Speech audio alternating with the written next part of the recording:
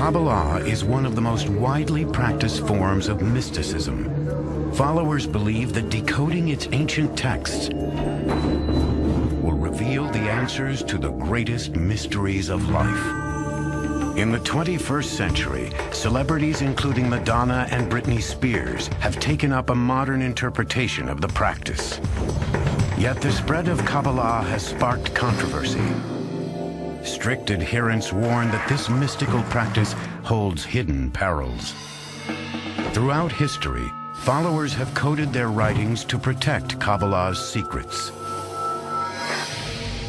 How many levels of understanding are there? Maybe infinite. So the more you have to decode the past, to decode the text, the more mystical it is, the harder it is to decode.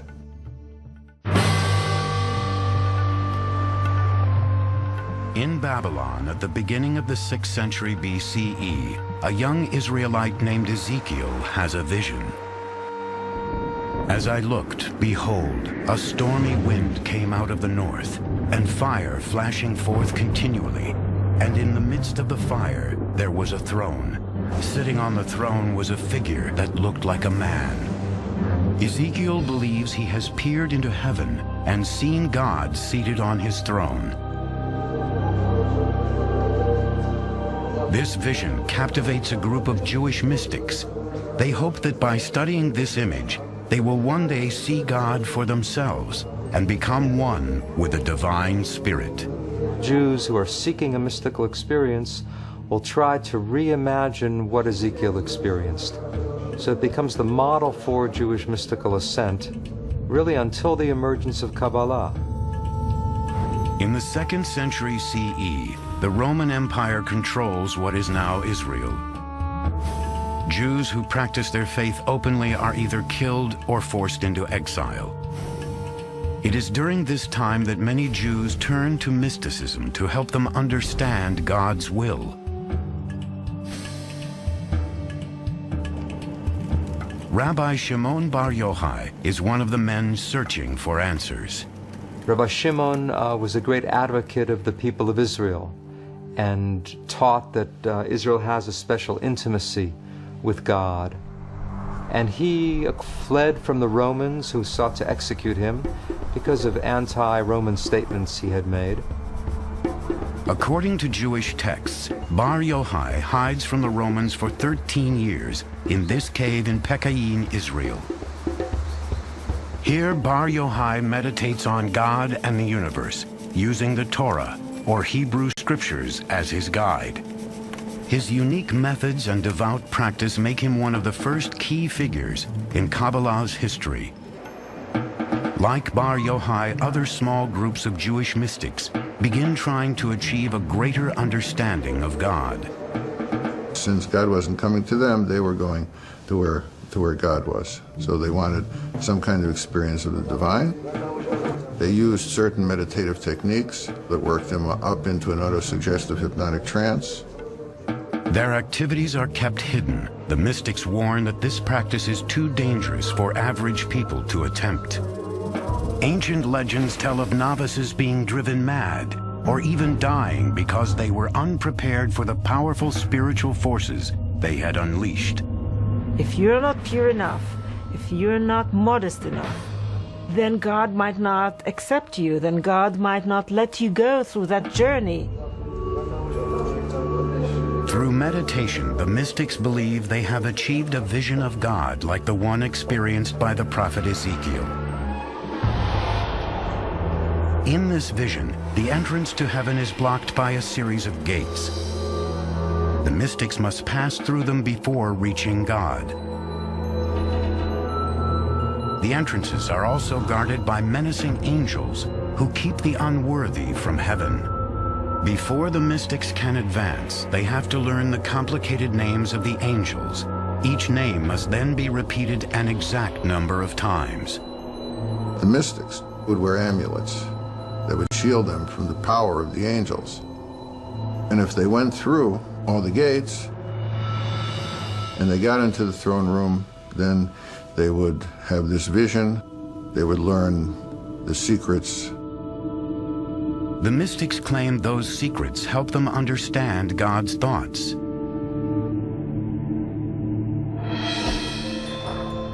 At roughly the same time, unknown mystics recorded a startling concept into an influential book.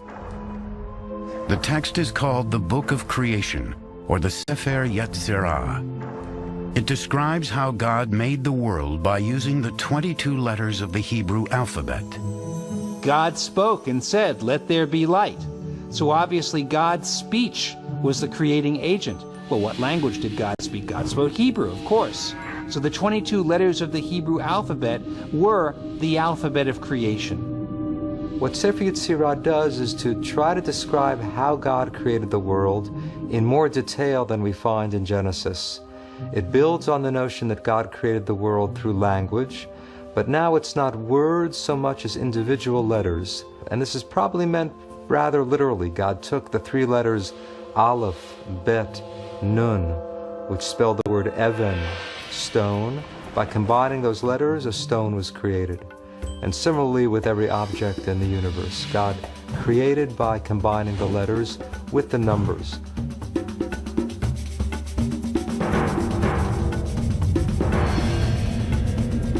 Rabbis believe the teaching of the Sefer Yetzirah are too powerful for ordinary people to experience, and the details of the book are kept hidden.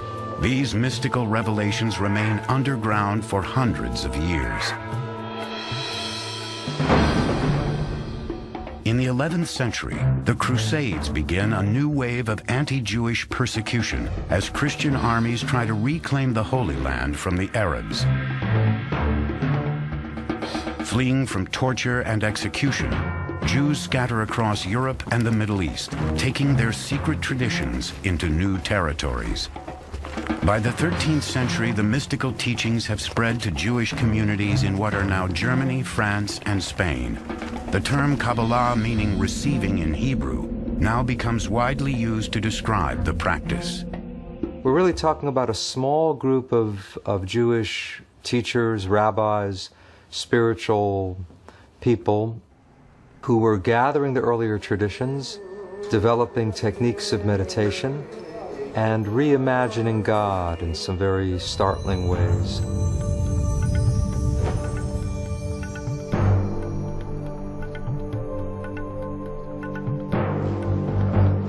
One of the most significant events in Kabbalah's history occurs around 1280, when a Spanish rabbi claims to discover yet another mysterious text. This will soon become the single most important book in Kabbalah. It is called the Zohar, meaning radiance or splendor in Hebrew. It's really the masterpiece of Kabbalah. The ideas of the Zohar are very radical and very startling.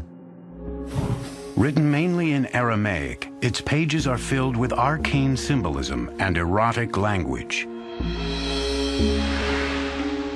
By arousal below, there is similarly arousal above.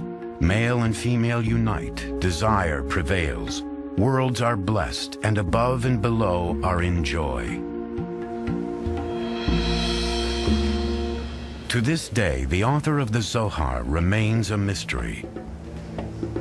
Many Kabbalists believe that Rabbi Shimon Bar Yochai received divine inspiration to write the Zohar while living in a cave during the 2nd century. Others suspect that the manuscript was written 1,000 years later, possibly by a Spanish Kabbalist or even by a group of rabbis. It's in a way written by someone in Aramaic who didn't really know Aramaic that well. And you also strangely find words in medieval Portuguese and Spanish in the Zohar. So the question scholars have been wrestling with for a couple of hundred years now is, who wrote it and how did it come to be? But the greatest mystery of the Zohar lies within its mystical text. You have to work so hard to decipher it, and this is why it's so attractive, because of this beautiful game it plays with you of revealing and hiding. Decoding these complicated passages promises a greater understanding of God and his relationship with humans. The Zohar really sees the Bible as a secret code. Every event in the Zohar, every bit of narrative, every biblical law, is telling something not only about what happens on earth, but about God's inner being.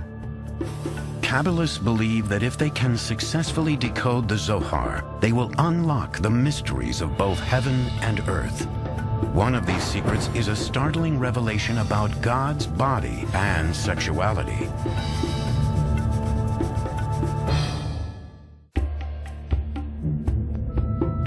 By the 13th century, Kabbalah had spread throughout Europe and the Middle East. Yet even as the number of Jews studying Kabbalah grew, their secrets remained closely guarded. Ever since, scholars have been searching for ways to unravel these secrets. In Berkeley, California, Daniel Matt works surrounded by these copies of the Zohar, the most revered and mysterious manuscript in Kabbalah. His bookcase is filled with versions and commentaries in Aramaic, Hebrew, English, and French. They come from libraries around the world. He hopes to complete the first English translation of the Zohar based on original Aramaic texts. This ambitious work is the latest attempt to understand a book that has perplexed scholars for over 700 years. I don't want to ruin the mystery or the strange, cryptic quality of the Zohar, but I'm trying to make it accessible to a contemporary reader. The Zohar is perhaps the most difficult Jewish text to translate. Most of its roughly 2,000 pages are in Aramaic, an arcane language that may have been used to further complicate the decoding process. On the surface, the Zohar is a novel which follows Rabbi Shimon Bar Yochai and a group of rabbis on a journey through what is now Israel. They wander through the hills of Galilee, sharing their secret teachings, sometimes running into strange characters on the road. Kabbalists believe that the narrative holds clues that can explain hidden meanings in the Torah or Hebrew scriptures. Several examples can be found by re-examining the book of Genesis. Here, the Zohar overturns the traditional account that God expelled Adam and Eve from the Garden of Eden. The Zohar's interpretation illustrates a revolutionary belief that humans can direct God. But the Zohar asks a very radical question. It says, who kicked whom out of the garden? And the Zohar actually teaches Adam expelled God from the garden. It's as if we're still in the garden, but we don't realize it because we've expelled God. We've lost touch with the spiritual dimension. And the challenge is to regain some awareness, some intimacy with the divine. The further Kabbalists delve into the Zohar, the more cryptic the words become. It has a very rich symbolic system. This is a deliberated means to keep the Zohar for the elite only. The writers probably thought that only those who are spiritual enough will be able to decipher it. The major symbolic code found in the Zohar is the 10 aspects of God's personality, the 10 Sefirot. One popular interpretation shows these characteristics as a map of God's body. Kabbalists believe that if they can understand God's anatomy, they can learn how his powers work. These ancient drawings reveal that God's body is similar to humans. The top symbolizes God's head, which is the source of will, wisdom, and understanding. Below that are symmetrically arranged organs and limbs, representing love, power, beauty, eternity, and splendor. The most unusual part of the diagram contains sensual imagery. The ninth part of God, called the foundation, is the phallus, or procreative life force of the universe. But according to the Sephirot, God also has female components. The final element, often called Shekinah, was depicted as the feminine half of God. This image challenged the age-old view of a strictly masculine God. What we find for the first time is that this feminine aspect, the feminine consort of God, is divine and is part of the divinity. So to unite the male and female halves of God, this becomes the goal of the whole system of the Sephirot. And the Zohar describes that union in very graphic terms. There really is a romance within God and a sexual union, and that's a striking element of the Zohar, probably led to its wide appeal in some ways. This complicated system supported the Kabbalist teaching that humans affect God. Students of the Zohar believe that human actions unite these masculine and feminine parts of God. How are the two halves of God united? Through human virtue, through loving one's neighbor, through helping the poor, through observing the Sabbath, through various interpersonal and ritual commandments. One brings together these two halves of God. You might say that this is how we actualize the divine potential in the world. The idea that God is dependent on human beings clashed with traditional beliefs that saw God as an omnipotent ruler. We, and this is, I think, an extraordinary idea of the Kabbalists, we have the ability, through the performance of sacred deeds, to nurture God, to influence God, to affect God, to be able to affect the divine disposition, which then will affect the flow down of divine grace to our world. But in this relationship, human sins create imbalance. In this case, human misdeeds, human unethical conduct, human evil empowers the cosmic evil, or somehow ruins the harmony within God and stimulates evil in the universe. Another revolutionary idea encrypted in the Zohar is that even a seemingly insignificant verse in the Hebrew Scriptures can reveal how God feels and acts. In the Zohar, they read the Bible not only as a story about human beings, what's going on in human affairs, but they also read it on a mystical level as a story about what's going on within the inner life of God. According to the Zohar, biblical characters are often metaphors for God's thoughts and actions. The quality of loving kindness, for instance, came to be associated with Abraham in the Bible. So every reference to Abraham doing something was actually viewed as a reference to the role of loving kindness in the world. The Zohar also examines biblical events for hidden meanings. The flood, according to Kabbalah, is happening now. If you don't know that the flood is still going on, then you're drowning and you don't even know it. So various symbols of chaos and destruction from the Bible were also viewed not in the past tense, but as still unfolding.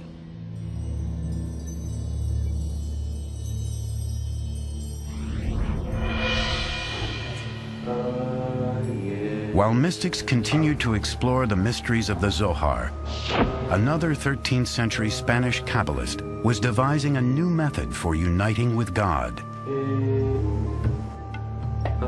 Abraham Abulafia's technique involved intense meditation and yoga-like movements. His followers would use certain hand and head movements to concentrate on the Bible's Hebrew letters. The most ancient idea is that God has multiple names, and these names have power. Abulafia wanted to have a reading of the Bible according to which the entire Bible speaks solely about God. by transforming the normal Hebrew nouns and verbs into divine names. One of the divine names Abulafia used was the 72-letter name taken from 3 verses in Exodus. When the letters in the verses were combined according to Abulafia's instructions, they spelled one of God's secret names. Through intense meditation on these letters, Abulafia believed the human mind and God's mind would then unite. Some Kabbalists claim that Moses meditated on this name in order to part the Red Sea.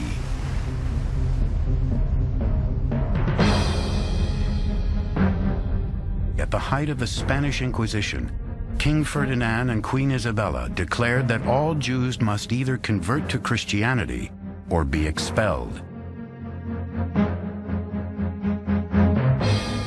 During 1492, over 100,000 Jews fled Spain. Once again, religious persecution influenced the spread of Kabbalah's teachings. A century later, many Kabbalists would use their techniques to call forth the promised Messiah.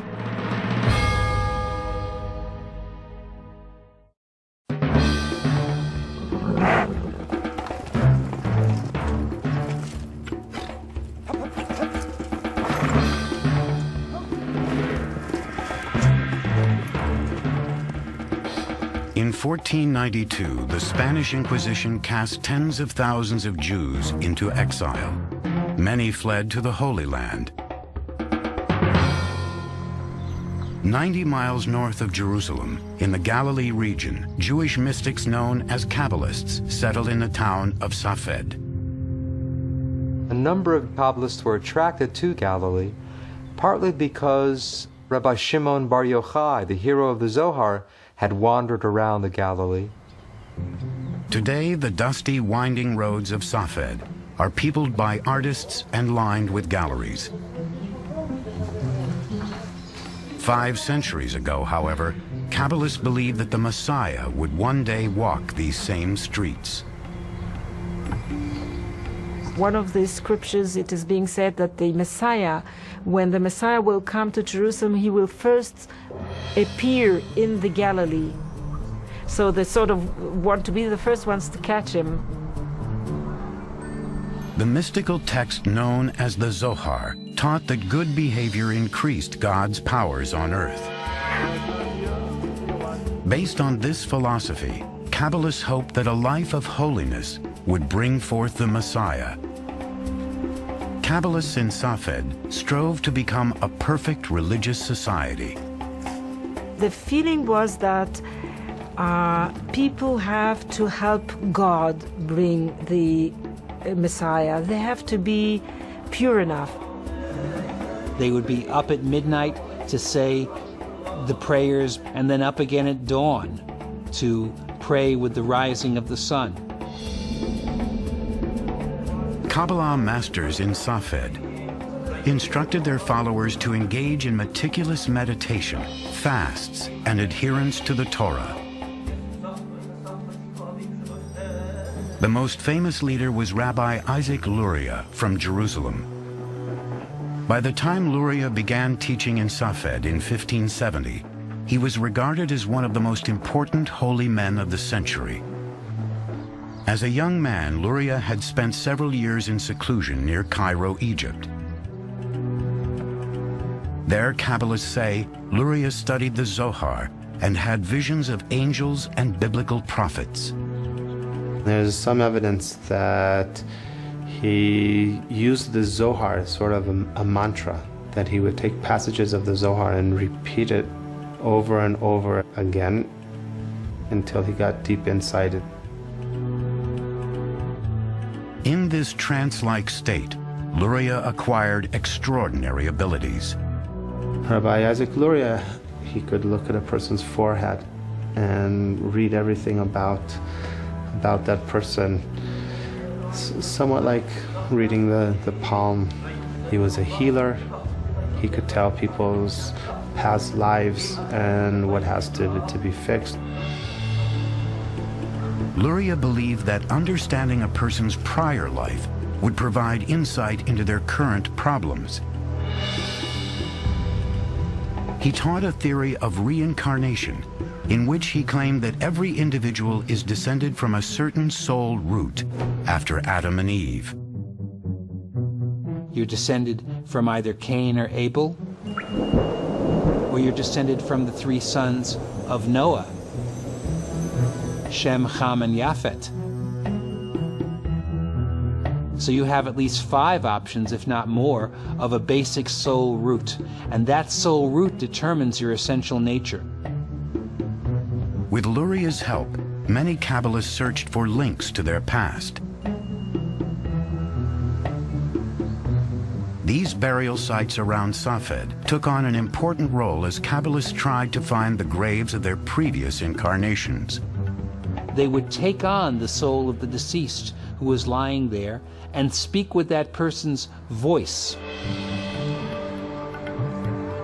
To this day, gravesite rituals and pilgrimages continue around Safed.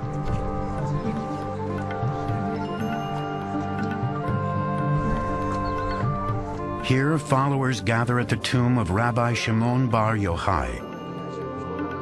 Some are practicing Luria's teachings.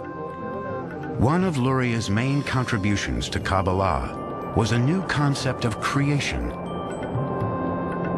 The world only exists because God needed somebody to relate to, implying that God has some need for love, for relationship. Luria taught that the first act was not creation, but actually a withdrawal. God withdrew, you might say, in all directions from one central point, creating a kind of vacuum, an empty spot within God. According to Luria, the emptiness gave God room to create the world.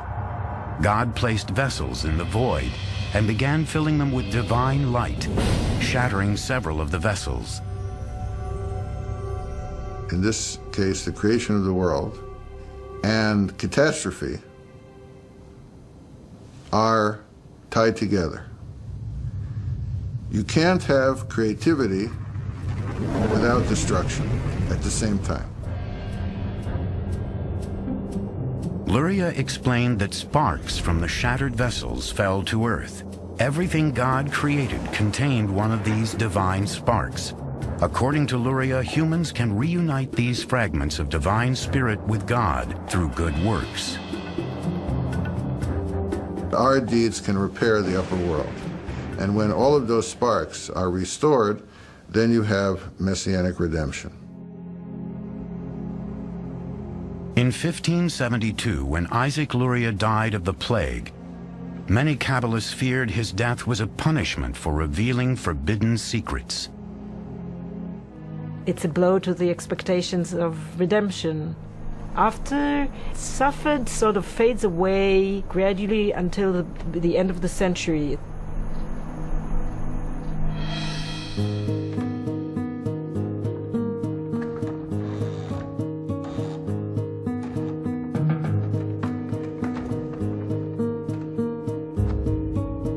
The invention of the printing press would soon spread Kabbalah's teachings like never before.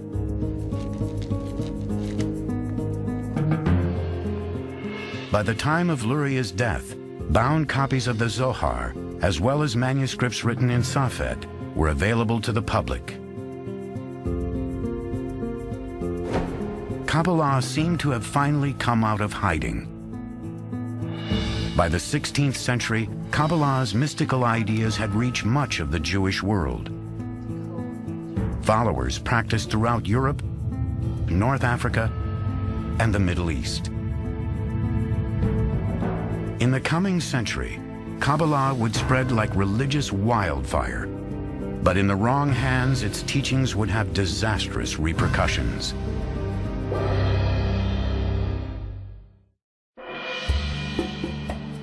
The 16th century was marked by the unprecedented spread of the Jewish mysticism known as Kabbalah. It began when the Zohar and other mystical works were translated into Latin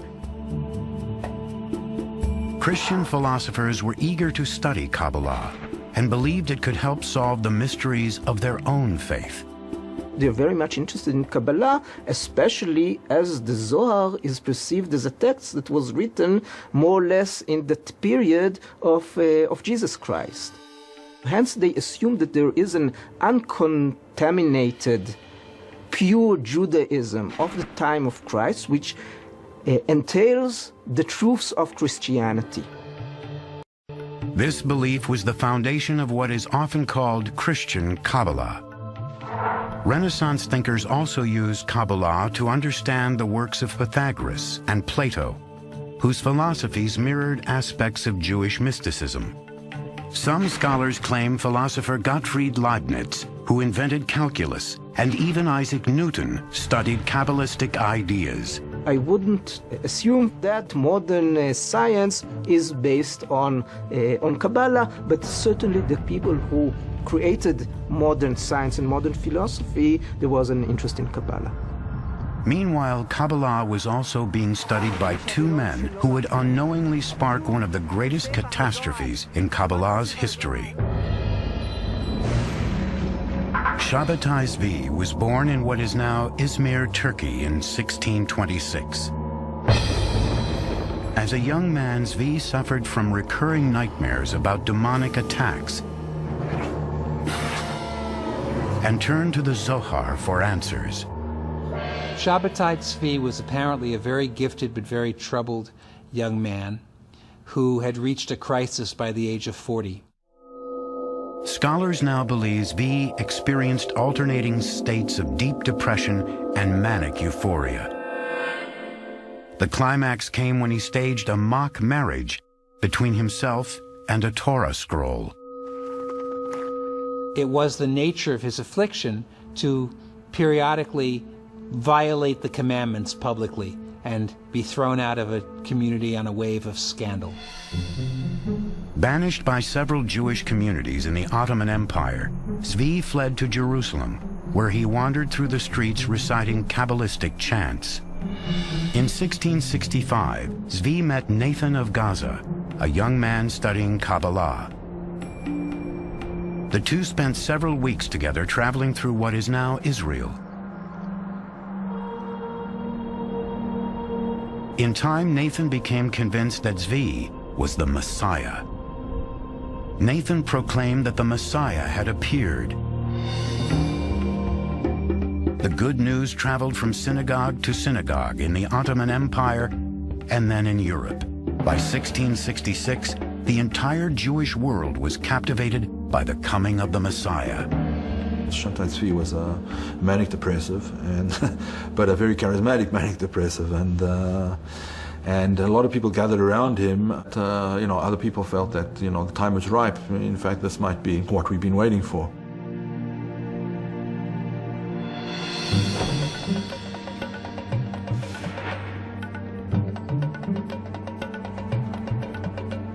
In early 1666, Ottoman soldiers arrested Zvi and brought him to the Sultan's palace in what is now Turkey.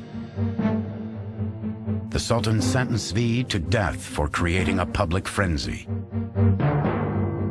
The Turkish Sultan gave him an offer you can't refuse, namely convert to Islam or I'll cut your head off, because if you are the Messiah and I cut your head off, you'll be able to put it back.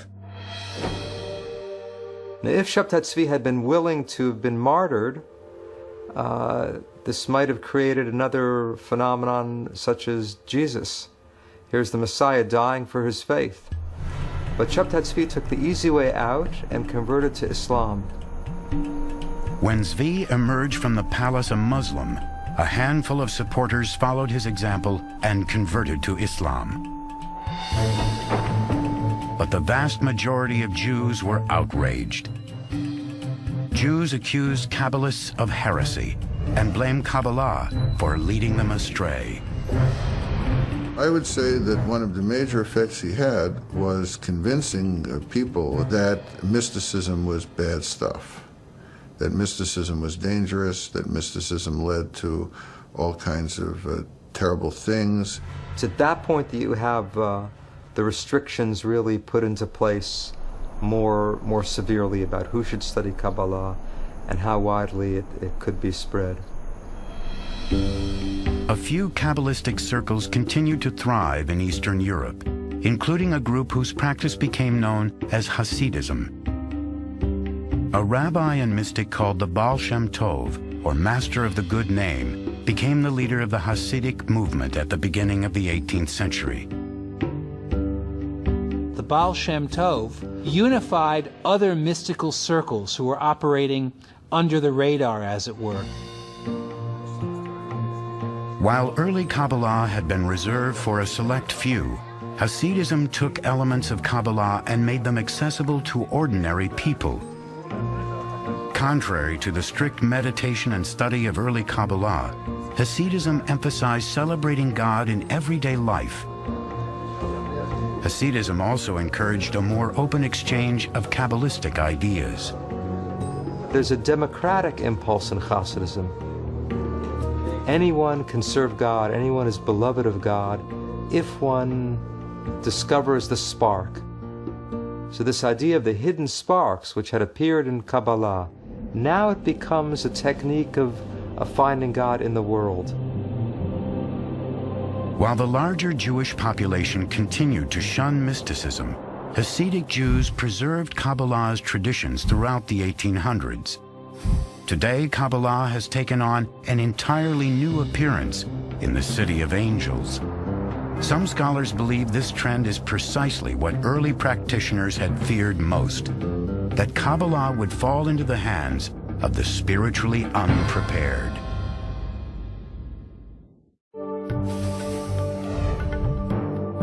Kabbalah achieved widespread popularity for the first time in the late 1600s. But when the mystical practice became linked to a false messiah, Kabbalists across Europe and the Middle East were shunned. For the next 250 years, Kabbalah remained in the shadows of Jewish life. In the 1930s, a German historian named Gershom Scholem began to rediscover the teachings of Jewish mysticism. He spent many, many years traveling through the libraries of Europe and cataloging and reading these manuscripts, some of which had simply not been opened for decades or in some cases centuries. You could say that he made this material accessible to the Western world. As Hitler's Third Reich spread terror throughout Europe, Jews found themselves struggling to understand the persecution, torture, and murder faced by their people. Kabbalah's belief that evil deeds could throw the universe out of balance was tragically underscored by the Holocaust. With over 6 million Jews killed, the world had reached one of its darkest hours.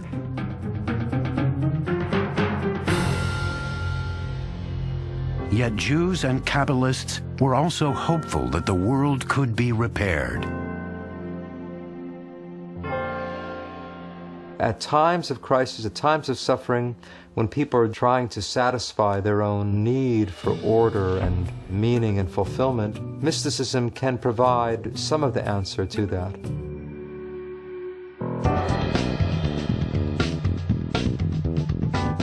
In the 1960s, the American counterculture explored new approaches to religion.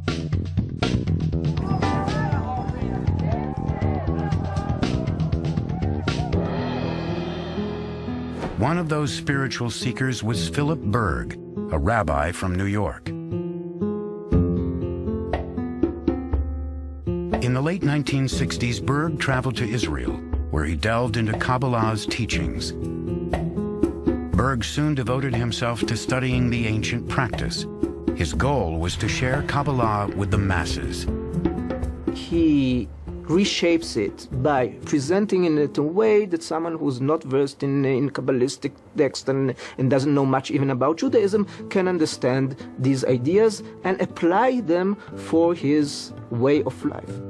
Berg's simplified interpretation of Kabbalah spread quickly. At the beginning of the 1970s, Berg opened his first Kabbalah center in Tel Aviv. During the 1980s, Philip Berg and his family constructed a Kabbalah empire based here in Los Angeles. Today, what is known as the Kabbalah Center has several million followers and operates branches in nearly 100 cities, making it the largest Kabbalistic organization in the world. Here at the LA headquarters, Kabbalah has caught the attention of celebrities seeking a spiritual dimension to their lives. Berg's two sons help promote the concept that unlike the restricted Kabbalah of the past, this practice is open to all. We offer Kabbalah for everyone, without any barriers, race, sex, religion, anything. So we're very excited about the opportunity of bringing this wisdom, which has been hidden, to the masses by making it accessible, understandable, and practical. By opening the doors to everyone, the Kabbalah Center has opened itself to harsh criticism. You have all of these Hollywood people jumping on the Kabbalah bandwagon, but many of them are not Jews and they're not observing Jewish law. Whether they're studying the real Kabbalah, I doubt it. They tend to say, here's a sacred name, here's a sacred practice, that will bequeath to you some Kabbalistic power. The Kabbalah Center emphasizes ancient practices such as meditating on the 72 names of God and making pilgrimages to Kabbalist sites in Israel, like Madonna did in 2004. A pop star called Madonna adopting Kabbalah, I think this is, in a nutshell, this is postmodern cult spirituality for you. It's really a match made in heaven between Kabbalah Center and Madonna. Wearing religious objects is also popular, such as tying a red string around the wrist to ward off evil forces. The practical Kabbalah, the world of amulets as it is today, is an aspect that they can touch, that they can read, that they can feel, that's physical. And these are all things for which theoretical Kabbalah doesn't touch them, doesn't reach them. New Kabbalah is study Kabbalah not in order to understand the universe, the secrets of the universe, but in order to find a practical way of making your life better. Decoding Kabbalah has been a complex mystical journey for thousands of years, and the quest to control its secrets continues to this day. I think there is a struggle of possession of Kabbalistic knowledge. Who's in the possession of interpreting it and explaining its worth and significance to the modern world? Okay, you could have a thought and that can connect you to God. That's what Kabbalah is about. This true, serious, deep study of Kabbalah is going on and will continue.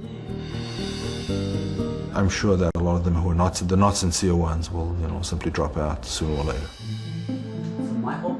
Many followers say that even with absolute dedication, it is impossible to discover all the hidden meanings within Kabbalah.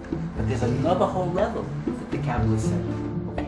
There's so many layers and levels of Kabbalah that you could take your whole life and you're still not going to finish learning the universe of Kabbalah. This ancient mystical wisdom will no doubt continue to reveal new mysteries to the modern world. People search for new techniques and means and paths to make their lives spiritual. So I think as long as there will be humanity, there will be mysticism. It's something very ancient and something very immediate and contemporary at the same time. And I think that's what makes Kabbalah so intriguing, is that it's both new and ancient. There's questioning, why are we here in the world? There's questioning about the nature of God. And Kabbalah does promote and try to answer those questions.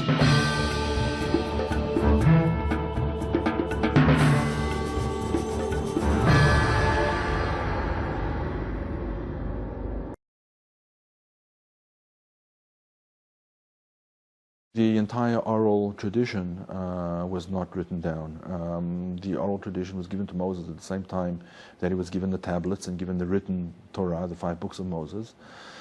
He was also given an oral tradition at that time, and that was also handed down for many, many centuries. In fact, until the 2nd century, it was handed down, and then it was handed down orally, with people making notes and things like that, but there was no formal written oral tradition. But because of the persecutions they were suffering under the Romans and the fear that much of the oral tradition was going to be lost, so some of the sages, under the leadership and guidance of Rabbi Judah the Prince, Rabbi Yehuda Nasi, wrote down the Mishnah, which is the basic kernel of the Talmud. And at the same time, more or less, the Kabbalah was written down in the form of the Zohar, and several other Kabbalistic works as well at the same time, more or less at the same time.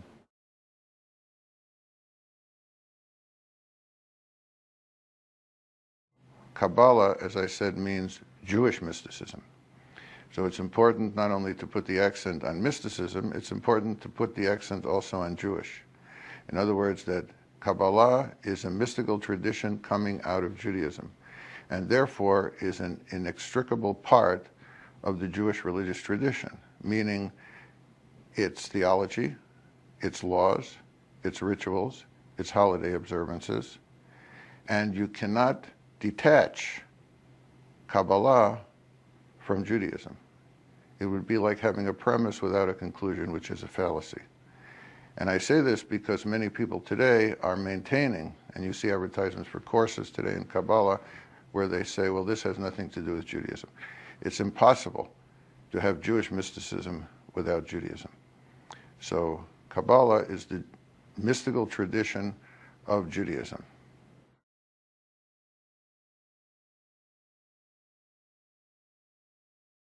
This goes back to the whole issue raised by the Sefer Yetzirah and other forms of Jewish cosmology, how the world came into being. In other cultures, you had a variety of ideas, let's say in mythologies, of how the world came into being. Through a fight between the gods, through the death of a god and using the body to be the basis for the world or for human beings or something like this. You have legends about the world coming from a hatched primordial egg. You have all kinds of legends. In Jewish tradition, you have a kind of, I would say, unique view. And that is that the key to creation is language. That language brought about the creation. After all, in the biblical story of creation, we read, God said, I want to create this, and there it was. So the idea was that the world was created through the use of language, particularly the Hebrew language. So therefore, if you could master the permutations of the letters of the Hebrew alphabet, particularly the permutation of the letters of certain words in the Hebrew alphabet, like the ineffable name of God, called in fancy language the Tetragrammaton, then you could undertake creative activities of your own.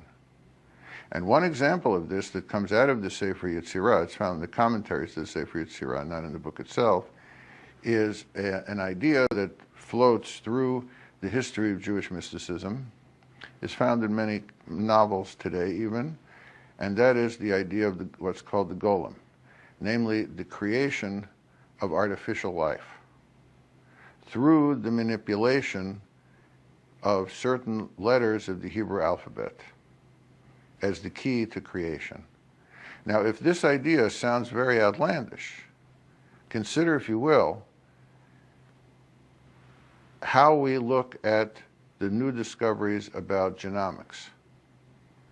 The genome is presented as being represented, the 4 nucleotides of which we're all composed are represented by 4 letters, GATC, and the combination and recombination of those letters leads us to knowledge, hopefully, of how to cure disease and even how to create life. This is essentially the exact same idea as you find in the commentaries to the Sefer Yetzirah and in certain Jewish mystical texts. So the idea was that, yes, the Sefer Yetzirah was used to create things if you mastered the techniques that the commentaries explain as being implicit within this very short treatise, the Book of Formation, or the Sefer Yetzirah.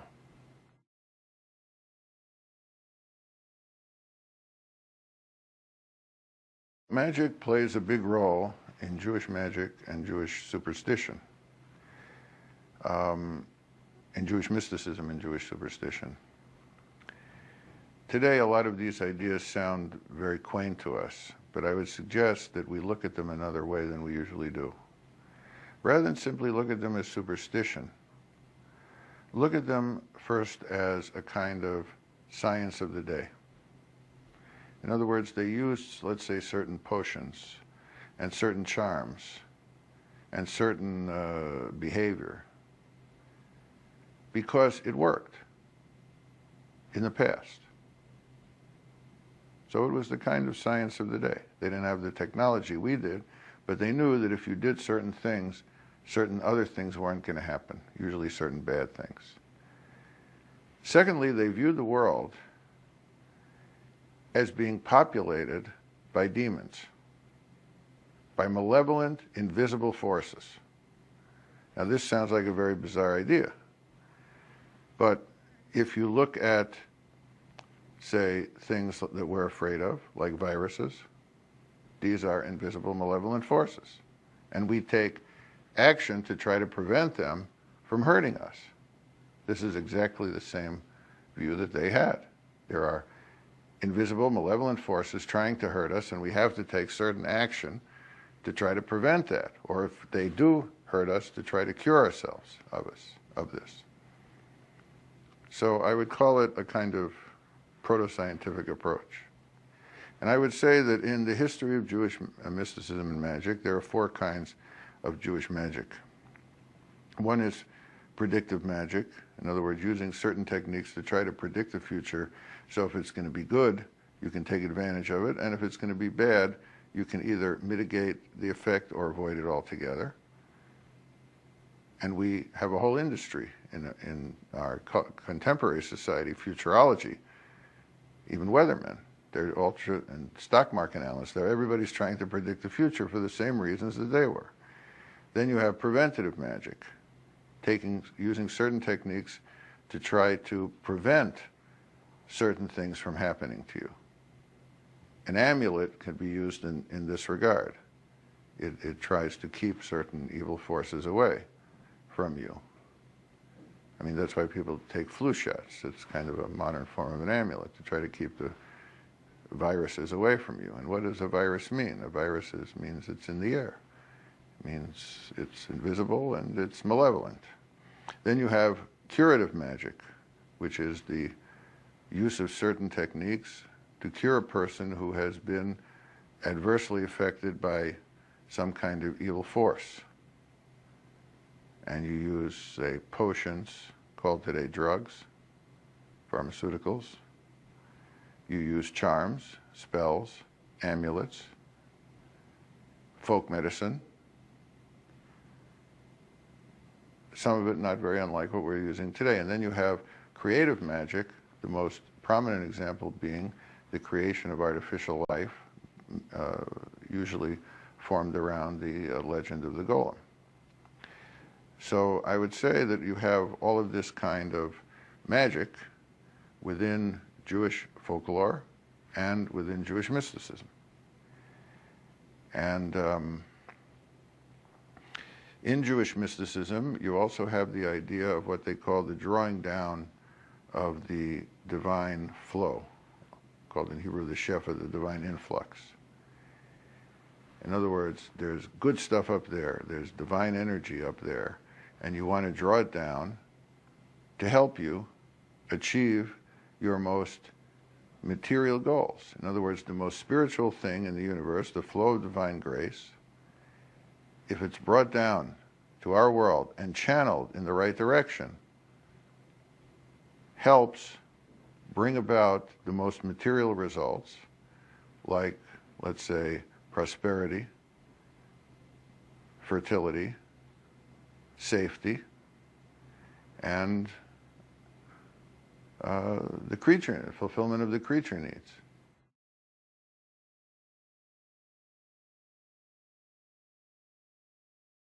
Shekhinah is one of the most important contributions of Kabbalah. It balances the patriarchal view of God. Right? God is described predominantly, almost exclusively, in masculine terms. In most of Western religious literature, God is seen as the king, as the judge, as the ruler, as the warrior. And that masculine depiction of God, Kabbalah is really offering a critique, a theological critique, and saying that this is an inadequate way to picture God. God should be seen as equally male and female. So in some ways, the feminine depiction of God is emphasizing the more intimate side of God, God as mother, God as the constant companion of Israel. The other amazing thing about Shekhinah is that in some ways it's a recovery, a rediscovery of the ancient goddess. Of course, if we go back to the ancient Near East, we have many goddesses, Anat, Asherah, Astarte, just to speak of the Canaanite forms of the goddess. And we find in the Bible a very strong criticism of Canaanite fertility worship.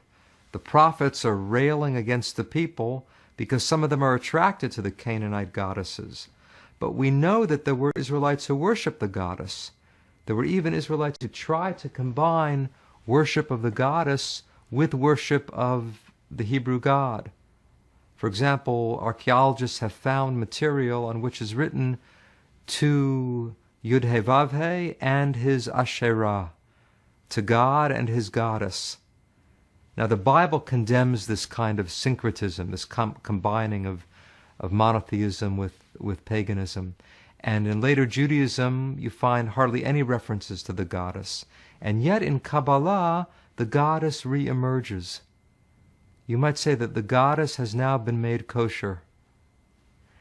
And that, I think, is a startling development. It somehow, it shows that the feminine depiction of God had a strong hold on people and answered a deep, basic human need for God to be intimate and accessible and not just the ruler in heaven.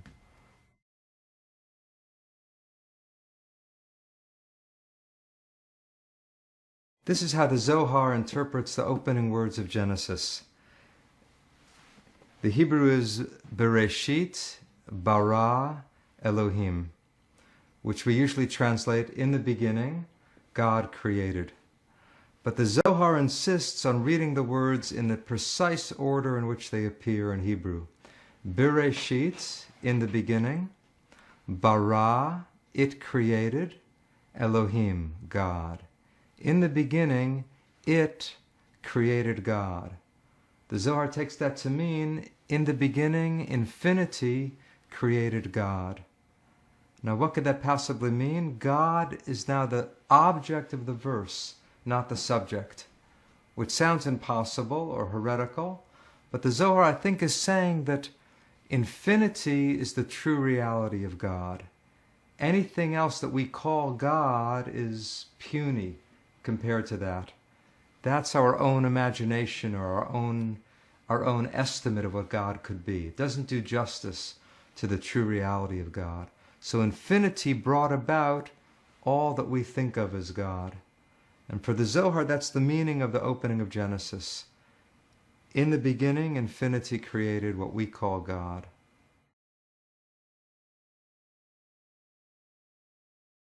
Well, the first thing to understand is that the Zohar is very concerned with Jewish practice. And the first set of secrets that it's concerned with are the secrets of why you do certain things the way you do them. Why you leave 3 little hairs sticking up from the base of your phylacteries, of your tefillin. Why you pour off a few drops of wine every time you recite the 10 plagues at the Passover Seder. Small, inexplicable things are explained by the Zohar as having deeper meanings. In fact, both of those things that I mentioned are sacrifices to the demonic forces. The demonic forces, the forces of evil, want their piece of the pie. They want to dip their beaks in the religious practice, so to speak, and you give them a little something. When the Zohar presents its view of underlying reality, it definitely says that evil is to some degree separate from God. The forces of evil can work for God. They can be God's employees. They can also be simply obstructions, leftover materials from creation, like tripping over a beam or a brick on a building site. Something got left around and it served as an obstruction. But certainly there are forces of evil that are slightly different, and they do mischief.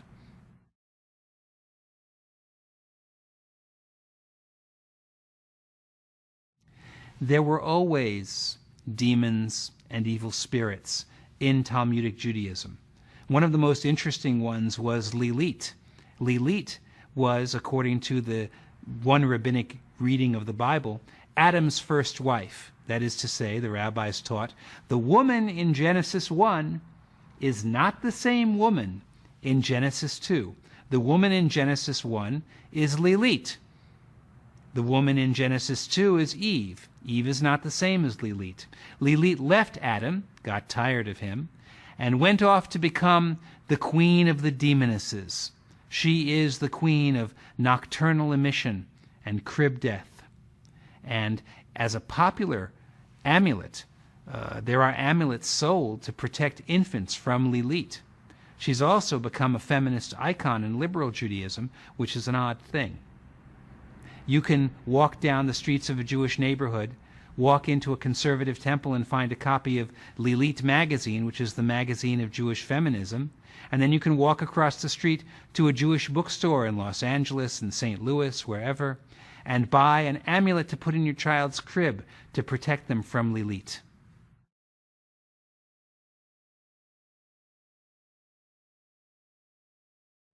The most ancient idea is that God has multiple names, and these names have power. Already from the time of the Talmud, there were secret names of God, and these names never left Kabbalah. Eventually, invoking these names was seen as a way to protect yourself from evil forces. Many Jews of the last generations used to wear a little mezuzah, a little gold amulet around their neck with the basic Jewish prayer, the Shema, in it. Now, there's no commandment to wear a mezuzah around your neck. What it is, in prior generations, they had worn amulets around their necks to protect them, to gain a spouse for them, to protect them from disease, to ward off evil. These amulets were based in sacred names.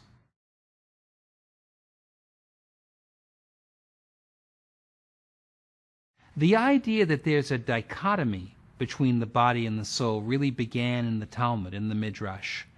And they said that there are in fact 5 names for the soul. And Jewish philosophy began to employ 3 of these, saying that there's a lowest part of the soul that dwells in the gravesite.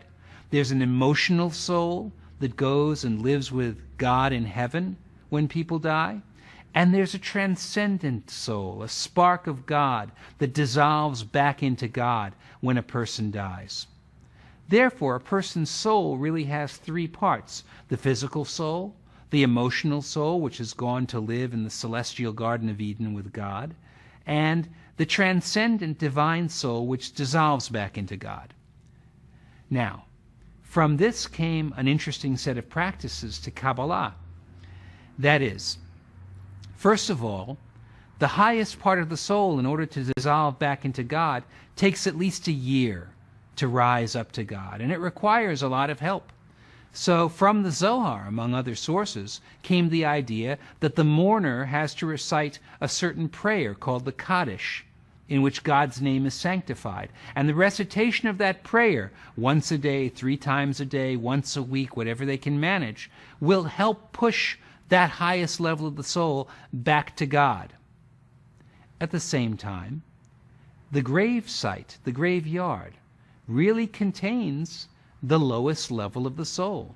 So if a person goes to visit the grave, that's not a simple emotional thing to do.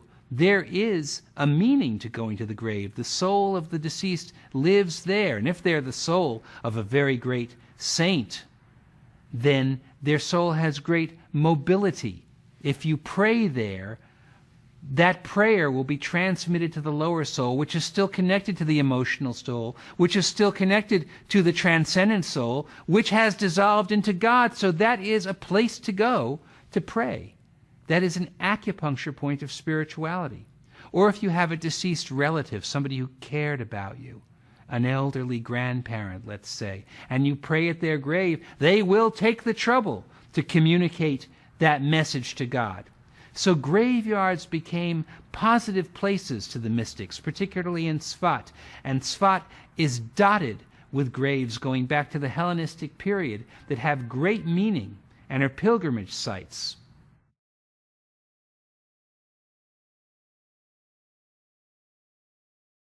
One of the great Tzfat rituals was the rite, the cult, shall I say, of the Shekhinah and the cult of the divine marriage. Now, people don't really think about this when they go to temple in America and rise at the end of a certain hymn and bow and sing, "Come, O bride, come, O bride." But in fact, the Tzfat Kabbalists viewed the Friday night service and meal as a wedding feast, when the divine parts of God above unified with the earthly feminine aspect of God in the world, the Shekhinah, and they had sexual union on Friday night. And this has survived into general Jewish practice to this day.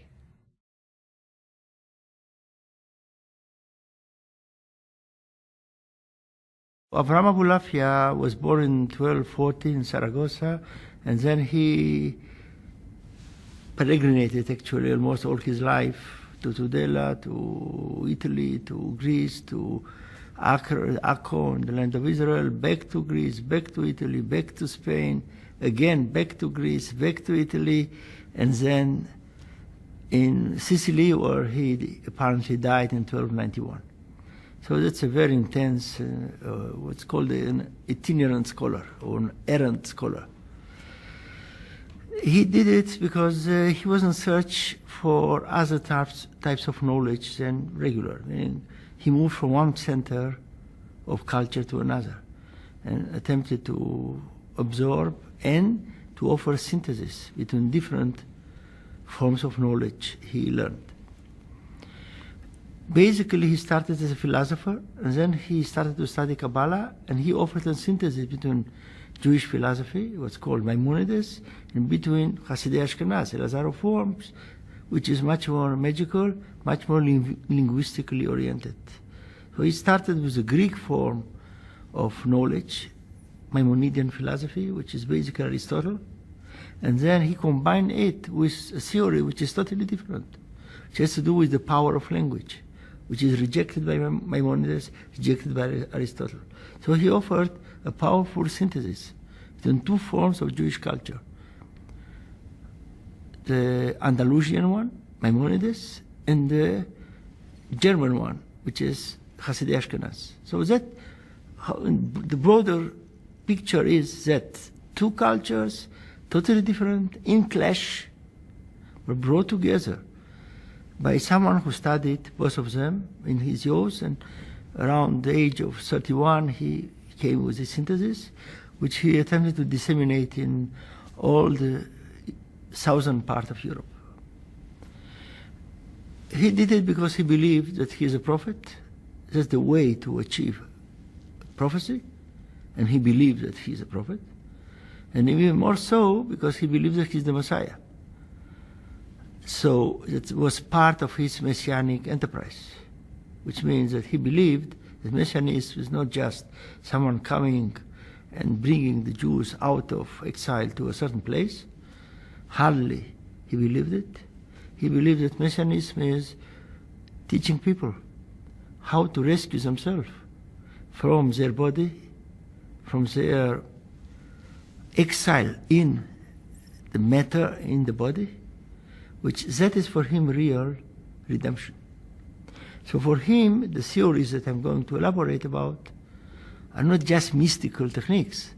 They are ways to reach ecstasy, which he calls prophecy, which is a redemptive experience. So he believes that if he's going to teach all the people in the world, Jews or non-Jews, he is going to be the Messiah. He will save them. That doesn't mean it's going to happen in the same year. That is maybe an accumulative process. But for him, that was messianism. So his assumption is that he can bring together the idea of intellectual perfection from Maimonides with a technique, how to achieve it instantly from Elazar of Worms. That's why he wrote commentaries on Maimonides' book. On the other side, he wrote commentaries on Sefer Yetzirah, a book which is very dear to Elazar of Worms, and Maimonides never mentioned it, he rejected it basically implicitly. So he attempted actually to capitalize on the two most important medieval achievements in the generation before him. So he offered a technique which has two different, how to put it, aspects. One is how, by combining letters, someone is deconstructing the normal consciousness, and in such a way he is able to open his consciousness to another form of experience, which means that by reciting letters of the divine name and letters of the Hebrew alphabet, which are meaningless, someone is in a way deconstructing the notions he believes in or his worldview.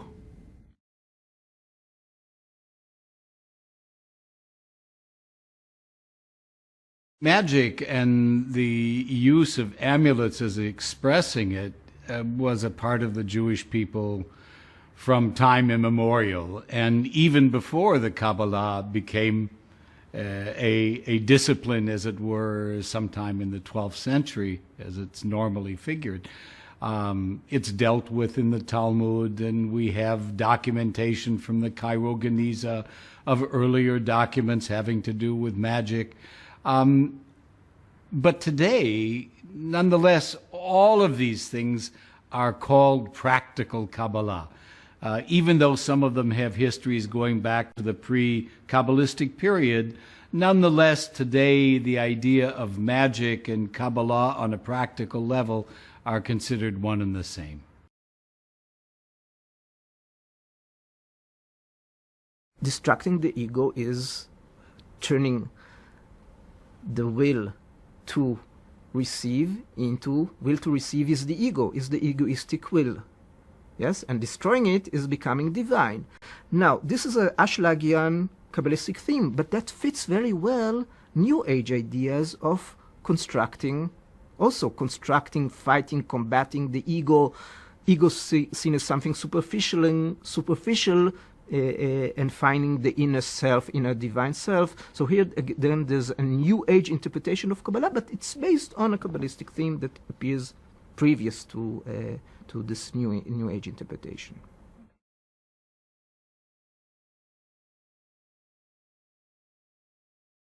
Kabbalah Center annoys almost everyone.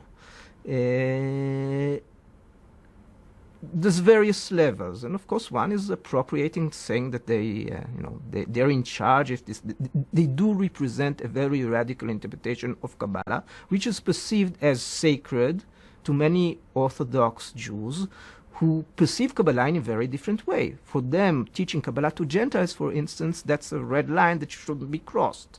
The popularization of Kabbalah, again, is something that's very offensive to many Orthodox rabbis, and because of that, there's quite a polemical struggle against them.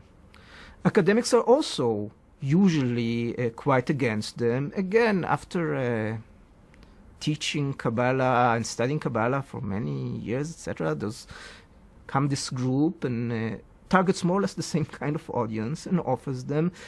I think there is a struggle of possession of Kabbalistic knowledge, who's in the possession of interpreting it and explaining its worth and significance to the modern world. As a scholar, I don't think we should get into this struggle. We should try to understand things and not be part of it. But I think some of the academics are very opposed, because they will say, this is not the Kabbalah. What they're teaching as Kabbalah is not the Kabbalah of the 13th century. Now, for me, that is obvious. Of course it's not. Because of that, it's so interesting. If it would be the Kabbalah of the 13th century, it would be a significant cultural phenomena. But trying to appropriate Kabbalah to the 21st century and succeeding in that, that is what I think, as a historian of culture, of Jewish history, etc., that's what I find fascinating. And I think that's what Kabbalists always did. Because also Isaac Luria in the 16th century didn't represent the Zoharic ideas. He appropriated them to the 16th century audience. And that is what Kabbalah Center and many other groups, Bnei Baruch, other groups, are doing, and they're doing it very successfully. And I find it fascinating and interesting and really legitimate, if there is such a thing of legitimacy in these issues, as continuing the tradition of Kabbalah, taking things from tradition and appropriating and explaining them in a way that is significant to people in their own time.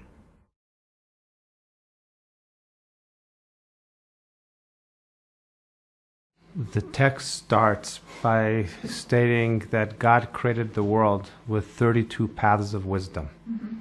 And the 32 paths are defined as 10 sephirot, associated with numbers, and 22 Hebrew letters.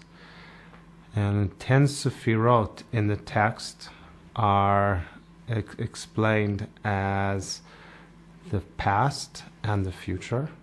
That's the time dimension. The space dimension has 6 directions: east, west, north, south, up and down. And then the spiritual human mind-body dimension is good and evil, how we choose between good and evil. So that's the 10. And then there's 22 Hebrew letters that are divided into 3 groups: 3 mother letters, 7 double letters, and 12 simple letters. And these numbers 3, 7, and 12 are explained in terms of time and space and that spiritual human dimension.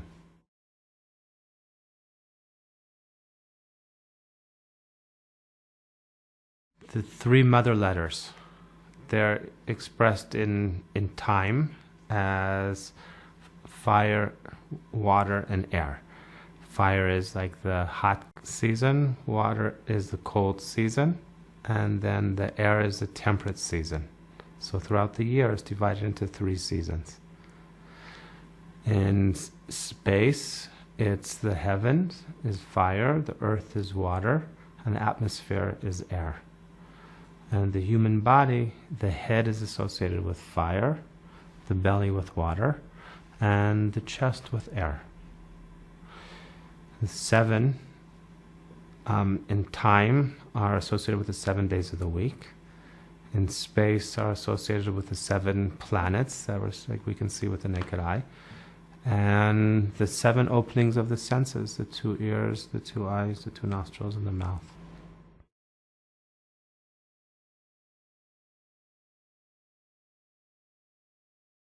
A lot of Kabbalah has to do with the messianic idea.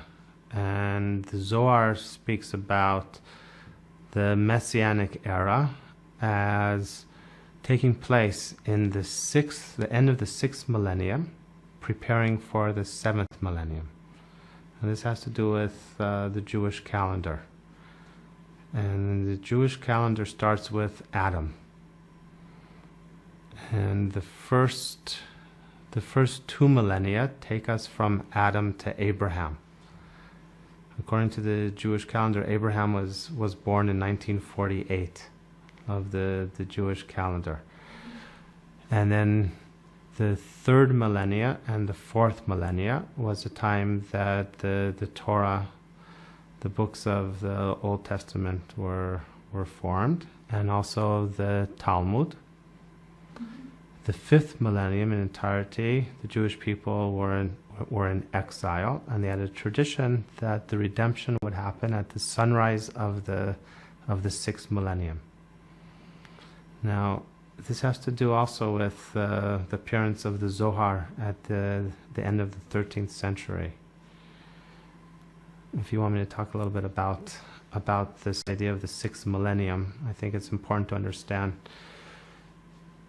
One of the services in Judaism is receiving the Shabbat on Friday afternoon.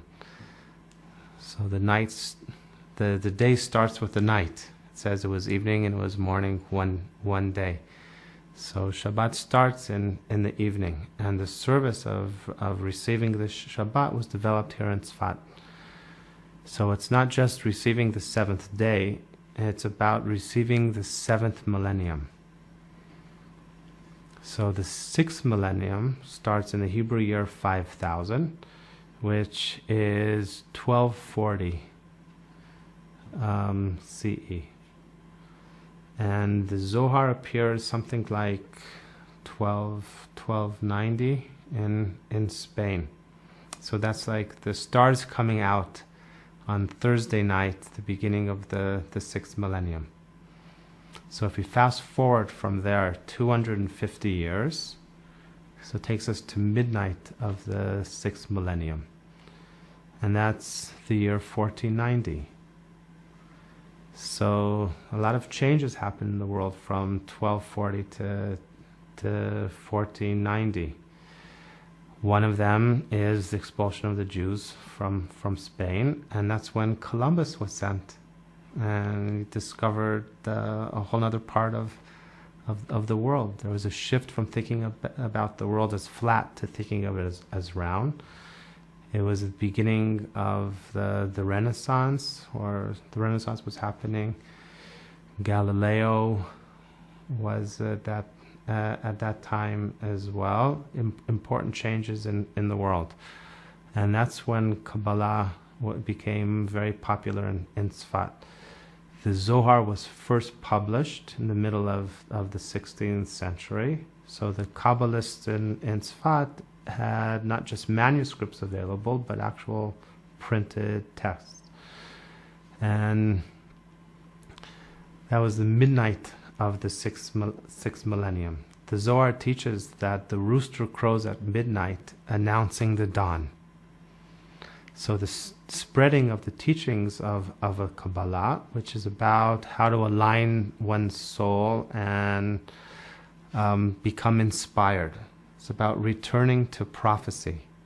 So the teachings of the Kabbalah is about bringing back inspiration to a people that has been suffering in exile for many years. So the spreading of the teachings was about to prepare for the Messianic era.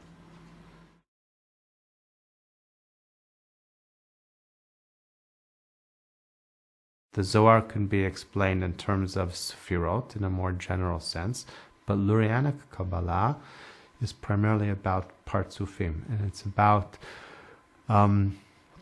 using the metaphor of family as for Tikkun Olam, repairing the world. The idea is that if we see God in our own image, and just like we are both masculine and feminine, young and old, so we see God in Kabbalah, there's visions of God in Kabbalah as both young and old, both masculine and feminine. And just like the dynamics that we have with our family, sometimes they're broken and sometimes we repair.